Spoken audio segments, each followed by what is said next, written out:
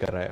مثلا شیعہ ہی تو ان کے حوالے سے نشانے پہ کیوں ہوتے ہیں؟ آپ گستاخی کرتے ہی کیوں ہیں؟ کیا ذاکرین ممبروں سے گستاخی نہیں کرتے؟ جس کے جو بس میں آتا ہے امہات المومنین کے لیے، صحابہ کرام کے لیے نہیں کہہ دیتا دھرلے کے ساتھ؟ میری بات یہ ہے کہ اگر کوئی ایسا کرتا ہے نا تو اس کو سب کو مل کر اس کے خلاف ایف آئی آر کاٹنی چاہیے. میں اس میں آپ کے ساتھ ہوں. جو ایسا کرے، اگر ایک بندہ ایسا کرتا ہے تو آپ 25 کروڑ پر الزام لگائیں گے. بہت سارے صحابہ نے شراب پی، آپ کہیں گے سارے صحابہ نعوذ باللہ شرابی تھے؟ جنہوں نے شراب پی ان کو سزا بھی ملی. تو اس کا مطلب یہ ہے اگر کسی نے بدکاری کی، وہ تو شراب کے حکم لانے سے پہلے ہے نا، نہیں اس کے بعد کی. شراب کے حکم کے آنے سے پہلے تو سزا بھی نہیں تھی نا. میں سزا کی بات کر رہا ہوں. جن کو درے لگے ہیں شراب پینے پر، کب لگے ہیں؟ شراب کے حکم کے، حرمت کے حکم کے آنے کے بعد. تو وہ کون تھے؟ کافر تھے؟ نہیں، کافروں پر تو کوئی پابندی نہیں ہے. مسلمان تھے. تو وہ مسلمان کون تھے؟ مدینہ والے تھے. مدینہ والے کون تھے؟ جو رسول اللہ کو دیکھ چکے تھے. تو صحابی کی تعریف کیا کی جاتی ہے؟ جس نے ایمان کی حالت میں نبی کریم کو دیکھا ہو. تو اس کا مطلب ہے ان پر یہ حدیں جاری ہوئی. کیا صحابہ میں ہاتھ کٹے یا نہیں؟ صحابہ کو قتل کے جرم میں پھانسی یا ان کا سر کاٹا گیا یا نہیں؟ صحابہ کو اس بدکاری کے جرم میں درے لگے یا نہیں؟ اگر لگے تو قرآن کی آیات انہی کے لیے نازل ہوئی ہے نا. اس کے بعد جا کر قانون تدوین پاتی ہے. اگر یہ چیزیں کوئی بندہ نکال کے کسی کو دکھا دے یا کسی تقریر میں بتا دے، بھئی حدیث میں یہ لکھا ہوا ہے، قرآن میں یہ لکھا ہوا ہے، مورخ نے یہ لکھا ہے، محدث نے یہ بات لکھی ہے اور فلان کتاب میں لکھی ہے، تو اب اس قانون کی روشنی میں بجائے اس کے کہ آپ کہیں کہ یہ ایک علمی اختلاف ہے، آپ بولنے والے کو کٹہرے میں کھڑا کر دیں اور اس کے خلاف کم سے کم 10 اور زیادہ سے زیادہ عمر قید کی سزا کٹوائیں گے. اس کا تو جرم نہیں ہے. جا کے پھر امام بخاری کو قبر سے نکالیں اور ان کے خلاف فتویٰ دیں. لیکن امام بخاری پاکستان کے نہیں تھے نا، پاکستان کی سرحد پہ یہ قانون کا اس کا اطلاق ہوتا ہے. اچھا ٹھیک ہے، بالکل ٹھیک ہے. امام بخاری کی کتاب تو پاکستان میں چھپ رہی ہے نا. تو چھاپنے والے جو توہین پر مبنی کتاب ہوگی اس کو چھاپنے والا بھی توہین کا مرتکب ہے یا نہیں؟ تو پھر سارے پاکستان سے بخاریوں کو اٹھائیں اور جلائیں، مسلم کو اٹھائیں اور جلائیں.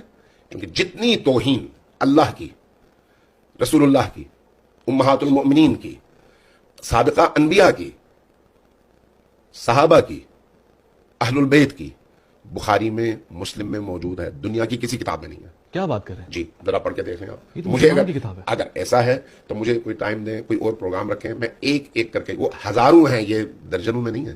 یعنی وہ دانستہ توہین کی گئی ہے، آپ کہہ رہے ہیں کہ ارے بھائی اگر یہ کہا جائے کہ یہ حدیث ہے، میں مثال دیتا ہوں، اگر یہ کہا جائے یہ حدیث ہے کہ حضرت موسیٰ نہا رہے تھے، شیطان آیا ان کے کپڑے لے کے بھاگ گیا، حضرت موسیٰ مادرزاد برہنہ نعوذ باللہ اس کے پیچھے بھاگتے رہے، شیطان سارے شہر میں گھومتا رہا اور لوگ حضرت موسیٰ کو اس شکل میں دیکھتے رہے.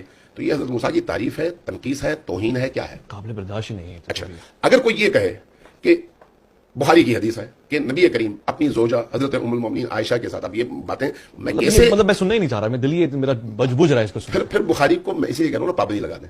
چونکہ بخاری میں یہ حدیث ہے نا کہ آپ اور حضرت عائشہ چادر کے نیچے تھے، حضرت ابو بکر داخل ہوئے اپنی جگہ سے ہلے نہیں. یہ ساری چیزیں آپ کہہ رہے ہیں کہ یہ موجود ہے، یہ توہین ہے یا نہیں؟ یہ توہین ہے یا نہیں؟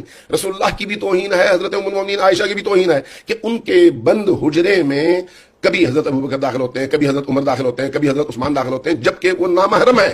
ایک مولوی صاحب اپنی بیوی کے لیے کبھی بھی اس طرح کی کوئی بات ایک لمحے کے لیے قبول کرنے کو تیار نہیں ہوتے. کوئی بھی غلط کی شان میں کیسے تیار ہو جاتے ہیں؟ کوئی بھی غلط آدمی. اگر ایسا ہے تو پھر ان کتابوں کو آگ لگانی پڑے گی نا. پھر اچھا میں آپ سے توہین تو ہے. جنہوں نے وہ کتاب چھاپی ہے ان پر توہین کا پرچہ کروائیں، جنہوں نے اس کا ترجمہ کیا ہے ان پر توہین کا پرچہ کروائیں، جس ادارے نے چھاپا ہے اس ادارے کو بند کروا دیں. تو پاکستان میں کیا بچتا ہے پھر آپ کے پاس؟ تاریخ اسی طرح سے اٹھا کر دیکھ لیں. جتنے محدثین کی بڑی بڑی کتابیں ہیں وہاں پر بڑے بڑے نام آور شخصیات کے حوالے سے ایسی ایسی چیزیں موجود ہیں، اور ان میں سے کوئی بھی، میں آپ کی اطلاع کے لیے عرض کروں، شیعہ نہیں ہے. کوئی شیعہ نہیں ہے کہ کوئی کہے یہ شیعوں کی روایت ہے. نہیں بھائی، امام ابن ابی شیبہ شیعہ نہیں ہے، بخاری شیعہ نہیں ہے، تبری شیعہ نہیں ہے، کامل شیعہ نہیں ہے، ابن اسیر شیعہ نہیں ہے، البدایہ والنہایہ شیعہ نہیں ہے. یہ جو صحاح ہیں ان کا کوئی مصنف شیعہ نہیں ہے. اگر آپ کو اس طرح کی ساری چیزیں وہاں سے مل جائیں تو اب آپ اس کے بعد کیا کہیں گے؟ یہ توہین ہے یا نہیں ہے؟ اگر اس کو آپ توہین کہیں گے تو پھر کچھ نہیں بچتا. اگر آپ اس کو توہین نہیں کہیں گے تو پھر بولنے والا اور وہ بیان کرنے والا وہ بھی توہین نہیں کر رہا. تو اس لیے توہین کی تعریف ضروری ہے کہ توہین کس کو کہتے ہیں. سارا مدعا یہ ہے کہ توہین ڈیفائن ہو جائے. If you like the video, please like and share, subscribe the channel for more videos.